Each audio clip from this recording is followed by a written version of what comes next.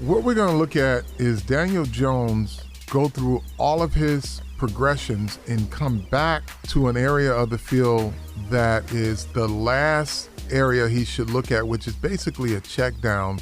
But it's a great progression that he goes through because he stays on one side of the field. And it's also important to note that this isn't a scoring part of the field, so he has to make good decisions with the football. He wants something to the right. Looks like he has something. He pumps the ball. Now he's back to the middle of the field, and he comes all the way back over to Wayne Gallman coming out of the backfield. So his initial read is covered. There's a triangle that's covered. 1, 2, 3 guys with 4 guys to cover. Next, he comes back to the middle of the field. Not there. Back of the end zone, not there. Wayne Gallman out of the backfield, touchdown. By this time, most rookies would have gotten rid of the ball, thrown it away, but he's patient enough to see every single option that's available to him. Now, why was this back available? Well, take a look at the linebacker. The linebacker has no idea what the quarterback's doing. He's looking at the quarterback's eyes, and the quarterback never comes back. So he's holding a backside linebacker who's responsible for the check down, and the check down just creeps right out of the backfield because Daniel Jones has not given away anything. If you're in man and you're reading, or in zone and you're reading the quarterback's eyes, by the time the linebacker realizes what has happened, he's out of position, and Wayne Gallman walks right into the end zone. Graduate level quarterbacking.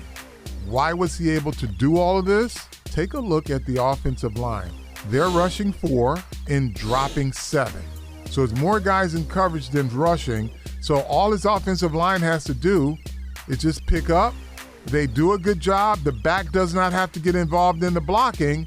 So now he has time to survey the whole field. So offensive line is just as crucial to this operation as it was the decision-making by the quarterback.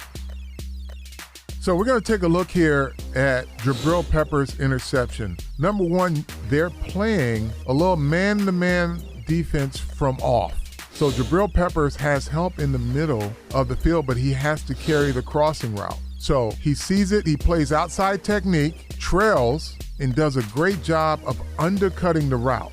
Now, why is he able to do this? Number one, he understood where his help was. He's not giving up the outside, so now he jumps in the tight end's hip pocket, and the athleticism allows him to get his head around to the quarterback and undercut the route. Aside from what he did well, when your defensive line is doing a good job, then your defensive backs can do an even better job. When the quarterback's ready to step up, he's got a center back in his lap. Jabril Peppers undercuts, scores a touchdown.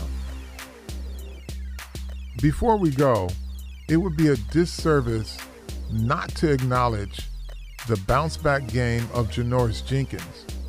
Involved in 3 turnovers, 2 he has and assisted in another.